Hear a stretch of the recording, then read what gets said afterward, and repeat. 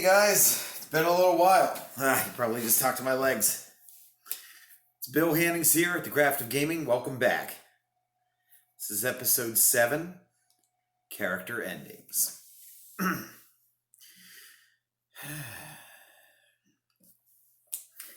This can be a rough episode to talk about. Character endings are a big deal in all gaming environments, especially LARPs and tabletops. Sometimes we leave games due to changes in schedule. Sometimes we're done with the ongoing campaign. Sometimes, we're just not feeling like playing the character anymore. Sometimes their story ends and the character doesn't. And sometimes character death happens. So let's talk about endings to a character's story. Number 1, leaving a game. Sometimes you're just not fitting with the game, or your schedule isn't lining up, or there's some other factor of that nature, even monetary cost, precluding your continued attendance. If you're in a situation where you care quite a bit about the character, the stories that surround them, and the other characters, and hopefully that's every character we play, although I can acknowledge that's not always the case. By all means, talk to those other players and the game runners about how to write a suitable exit for your character. This is admittedly a sad happening, but you can generally leave on decent terms, one way or another, as long as the runners are reasonable people and the players are. And honestly, if they aren't, that's a good sign to move on. Talk it out, try to resolve what you can. And if you care about the community, keep in contact with the people in it. Games are fun, but the friendships will last a lifetime. The great part about leaving in this way method is not only can you, have them written out, but you can occasionally go back to their character and sort of write stories about them. My friend Indy Randolph is doing so with a certain character, Cade Tanwin. They played previously at Night Realms and are now continuing in a different format through their D&D game, which I think is pretty damn awesome. And then there's number 2, character death. Boy howdy, this can be a tough one to deal with. This can be a planned and negotiated situation. An inevitability is like life tags or other methods of keeping yourself alive run out.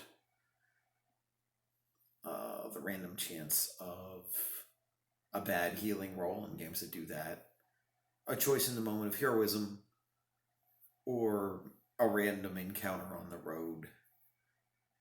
And they all have different things and different sorts of grief and loss to deal with. Amongst all these kinds, a planned and negotiated character death is the easiest to deal with.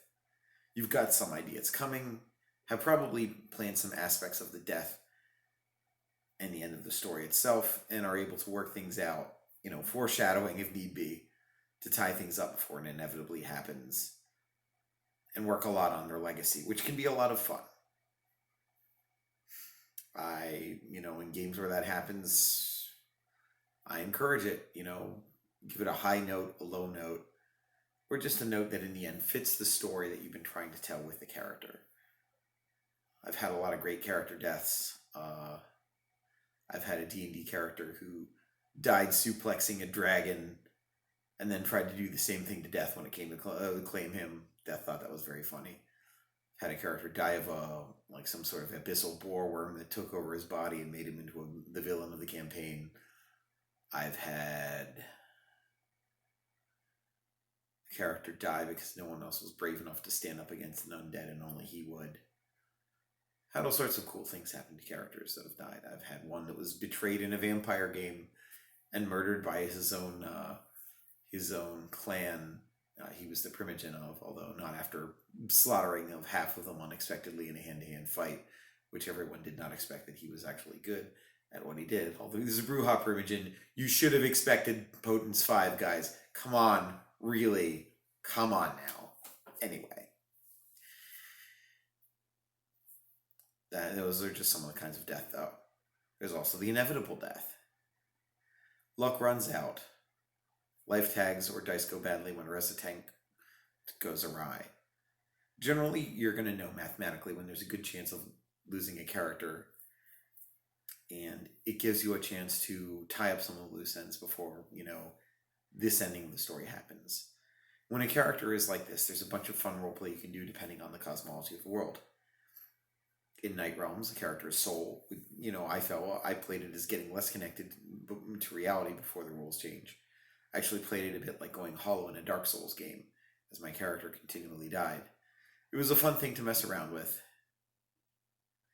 I know in other games I'm sort of playing up the weakening of my character more generally, as they sort of lose more of themselves with each resurrection, although every game is different. In some older variations of D&D, you've got successively weakened physically by a loss of constitution, and you could even fail a system shock roll when you were rezzed in 2nd edition, and the very shock of being brought back to life would kill you again.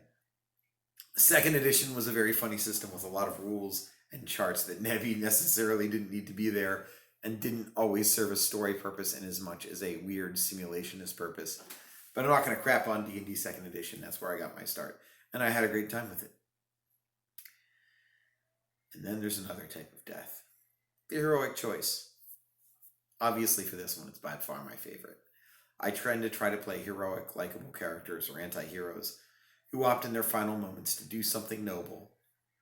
For most of them, this is dying in a battle with a mighty foe that needs to be defeated for the good of the world, civilization, whatnot, and can provide a satisfying capstone to their journey. Or it could be as simple as, defying someone who's doing something evil, not in battle, but just in the course of the day, and they're so murderous they just crush you. But you can sort of have that moment of defiance captured, and that's pretty cool. I do this most often personally with characters that are older, and I've had some moments already, so it's not like, well, I'm just got here and now I'm instantly going to get cut down by the big bad. I prefer to give it a little bit of context by playing up who they are first until they reach that moment where it's do and die, or do or die, and they choose to stand by their convictions and lose their life for them. But, whatever works for you. This is just how I play it. Heroic choices are a neat way to have a character's story end. And it doesn't always mean a death. It can mean like, hey, I'm going to stay behind and keep this portal for the rest of existence so that no one else opens it and does something really evil. Or I have this special calling that takes me out of the game group but will be incredibly important narratively. There's all kinds of ways for this heroic choice to go down, and they're all equally valid and fun. Just, be prepared for it. Generally, the GM or the storyteller or whatever your game runner's title is will work with you to make this awesome. And sometimes players will even draw art of it after, especially if you commission it. I do recommend commissioning artists whenever you get a chance and have the money to do so. It's a great way of supporting the community, and I'm actually going to do an entire episode at some point about supporting people in the community who are crafters of various sorts. But one of the ways that I like to do that personally is art, especially at those pivotal moments in a character's life. And then there's the random death. Games are chancy. Be they tabletops or LARPs. They're ruled by dice, encounters that you don't always have narrative control over, and sometimes players don't make the decisions that you think they will, and the dice can be cruel. This can be really hard. My advice is, if a character dies in this sort of scenario, talk it out with the other players afterwards. Reminisce about the good moments. Put them to bed and play them out with a bit of mourning. Listen to the songs that were important to them. Think about the end of their story.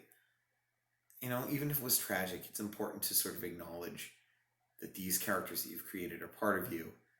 I mean, maybe not like children, but they're creations of yours. Every one of them, to some extent, is going to have a life of its own, but it's also going to reflect your internal life. I've lost a fair amount of my characters to bad dice rolls or being in the wrong place at the wrong time, and only once to in-game PvP plotting, but that was a Camarilla vampire game, so I guess that isn't really terribly surprising. And then there's the third ending, leaving a character but not the game. Sometimes the stories you want to tell for your character end before the game does. They've accomplished what you want them to do.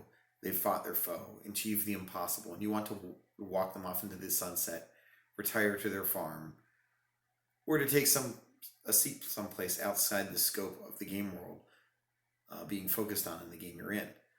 And honestly, that's awesome. Work with your in-game play partners, the GMs, storytellers, or other game runners to figure out a satisfying way to transition them either to an NPC or out of main plot as you try a new character.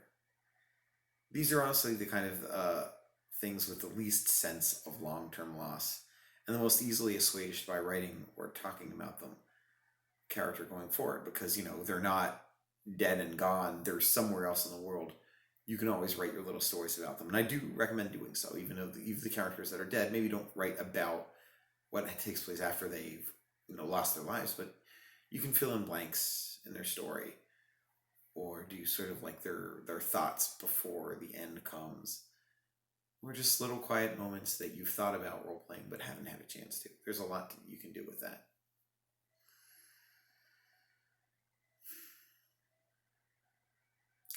If you're sticking with the game but not the character, make sure to have some strong delineations between the kind of character you've initially made and the one that you're going with in the future.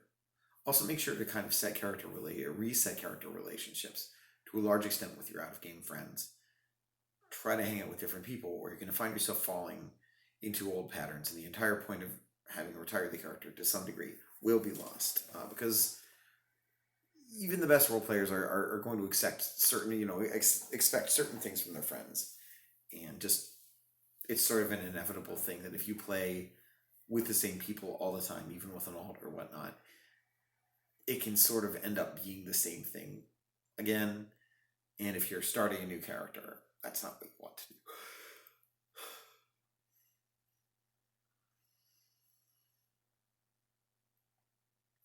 And then there's the fourth ending. I find this to be an interesting one. A character's story, their personal story, ends before the campaign is over. This can happen more often than you think.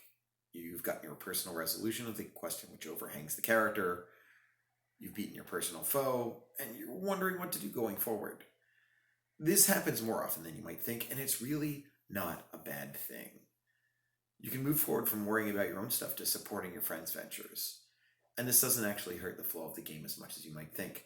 I tend to write characters with very open-ended goals and motivations, so this rarely happens to me that they're fully resolved until the game ends. But you can always have them having achieved their most immediate goals and be left with a more generalized idea behind the concept, like doing good as a paladin, or fighting continuously in wars as a mercenary. This is also okay, and you can sometimes work with the GM to throw in a new twist or story if your initial one has resolved too fast, or you just want more to do. Just make sure not to monopolize spotlight time. It's important to make sure that's shared with others. And if you've gotten a lot of focus and your story resolves, take some time to make sure that other people's story is supported by your role play. That's the best kind of cooperative experience I can think of. After all, your friends and your GM are an equal and important part of the gaming process, and most folks who want to play with you and have you around are also people you should be communicating with. So please keep them and your other fellow players who can hook you into game with new ideas, aware of what's going on with you. Don't keep it always focused on you just talking about what you're doing with the character and how you can maybe help others achieve their goals if yours have sort of been finished. You don't necessarily want to broach with, hey, I'm done everything, I need something new, to be like, hey, I've done all my big character stuff, how can I help your character achieve goals and have us both enjoy the game through your enjoyment. And so there we have it, some talk about characters ending. I'll probably return to this well and dive deeper in another episode, but I wanted to talk about some good aspects of the channel that are changing and give you some idea of where we're going in the future. Number one, I got myself a webcam. I've been working to teach myself how to use it. Obviously, I'm not there quite yet. This is being recorded on my phone still. And I'll be working on this a bit more before implementing it and the video editing software in future episodes. I've already downloaded one program. I'm not sure I'm satisfied with it yet. If people have suggestions for a good capture and editing software that is free and relatively easy to use for a newcomer, please let me know. I'd really love to up the production value on these a bit. But, be that as it may, I do not have a LARP recommendation this week, unfortunately, because of how long it took. Although I will say congratulations are due for Never After and Colony Alpha, both running successful and rad events. Everybody I've talked to has said they had a good time at both of those, and I do suggest you guys check them out when their seasons start up again.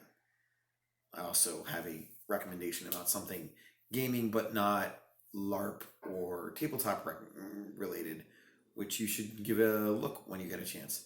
That's Dan Howard's gaming streams at Game Apartment 1C. Forgive me, Dan, if I got the name wrong. He does some silly goofs, some great retro games, some pretty challenging games, and he's an old friend who is producing his dream content.